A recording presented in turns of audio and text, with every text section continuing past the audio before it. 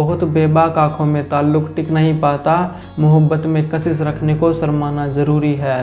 सलीका ही नहीं शायद उसे महसूस कराने का, वो कहता है कि खुदा है तो फिर नज़र आना ज़रूरी है। जहाँ से मोटी मोटी लाइनें ये निकल कर आती है कि तुमने एक पल के लिए उसे देख तो लिया मगर अब तुम ताड़ने लगे हो, जो कि अभी आदत हो चुकी है, तो ये बिल्कुल भी अच्छी तो नहीं हो सकती। जहाँ ये बातें अपनी इंडियन फिल्म इंडस्ट्री को लेकर, अपने नए उभरते विलन को लेकर चल रही है। लॉर्ड बॉबी देओल अपना एनिमल का अबरार, आश्रम से बाबाजी और पर्सनली लव हॉस्टल से विराज सिंह डागर, जिसमें कि बंदे के कमबैक की दाब देनी ही पड़ेगी कि अगर तुम थोड़ी देर के लिए एनिमल को भूल भी जाओ तो बंदे ने अपना कमबैक पहले कर लिया था। रेस 3 जहाँ से शुरुआत हो चुकी थी, भले ही मूवी ने कुछ अच्छा ना किया हो, पर बंदे की लाइनअप तैयार हो चुकी थी। जिसके बाद हाउसफुल 4, तुम भले ही बाला के लिए मूवी याद रखो पर धर्मपुत्र ने भी ठीक ठाक काम किया था। जिसके बाद जो माल डिलीवर होता है वो प्योर देखने लायक होता है, जिसमें MX प्लेयर से आश्रम सीजन 1 जो कि अपना रिकॉर्ड तोड़ सीजन रहा, जिसके बाद मेकर्स सीजन 2 सीजन 3 भी लाए, जिसके बीच में वो लव हॉस्टल का एविल कैरेक्टर जो मौका देता है एक एक्टर को उसकी लाइन पुश करने का। जहाँ ये बातें छिपी नहीं है कि बंदे ने तहलका मचाना आश्रम से ही स्टार्ट कर दिया था बाबा निराला के कैरेक्टर में, जिसमें अगर तुम्हें कुछ याद ना हो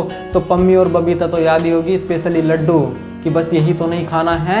इसने अजय देवगन के घोड़े दौड़ा दिए थे अपनी शैतान में। और अगर तुम मूवीज के बारे में कुछ ज़्यादा खबर रखते हो तो तुम्हें ये मालूम होगा कि इन्हीं सब के बीच में बॉबी देओल की एक और मूवी आई थी क्लास ऑफ 83 नाम से, जिसमें उनका करेक्टर पुलिस वाले का था। और यही सब वर्क होता है जिसमें कि एक एक्टर अपनी बाउंड्री पार कर जाता है। जिसके बाद एनिमल, जो कि तुम्हें पता ही है कि उसमें क्या ही कोहराम मचाया है बॉबी देओल ने, जहाँ से ये भ्रम भी टूट जाता है कि आओ और कराओ ना मुझसे काम, जो तुम कराना चाहते हो मैं अपना 100% देने के लिए तैयार हूँ। जो कि अभी ये बात आती है कि मैं वीडियो क्यों ही बना रहा हूँ, तो बंदे की अपकमिंग प्रोजेक्ट को लेकर, जो कि मैंने पहले ही डिफाइन किया था। बेबाक आंखों में ताल्लुक टिक नहीं पाता, मोहब्बत में कशिश रखने को शर्माना जरूरी है। मींस कि अपने लॉर्ड बॉबी के आने वाले प्रोजेक्ट को देखे तो उसमें ज्यादातर वन साइड विलन के रोल ही ऑफर हो रहे हैं, जो अब तक पिछली अपनी 4-5 मूवी में बंदा पहले ही कर चुका है। जिसमें आगे आने वाली अपनी सूर्य स्टारर मूवी कंगुआ, जिसके लिए मैं काफी एक्साइटेड तो हुई ही। बंदा उसमें एज विलन है। पवन कल्याण स्टारर हारा वीरा मल्लू पार्ट 1, और प्रोनाउन देख लेना मूवी का नाम क्या है, जिसमें से उनका लुक बाहर आ चुका है, टीजर देख ही लिया होगा तुमने, जिसमें कि ये कंफर्म हो ही चुका है। जिसमें आगे YRF के स्पाई यूनिवर्स को लेकर बातें चल रही है, वो भी as villain against Alia Bhatt. And अभी के लिए क्लियर तो नहीं है पर बहुत से चांसेस है कि NKB 109 में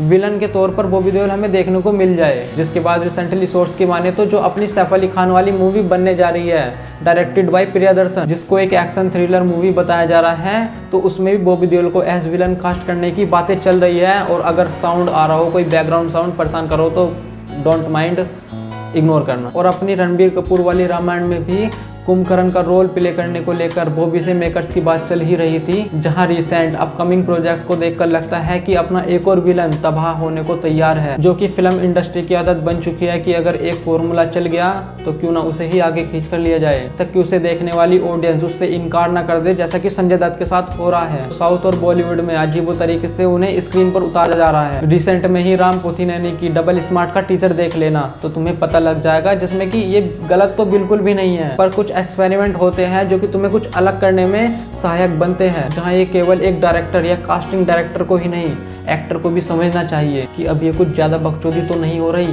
बाकी I love you Bobby Deol sir, मेरे को तो चोर मचाए शोर भी बहुत ज़्यादा पसंद है, तो आई लव यू। और वीडियो को यहीं ख़त्म करते हैं। बाकी तुम अपना प्यार दे देना वीडियो को, बाकी तुम देखते रहो, तब तक बेयर बैक क्रिएट।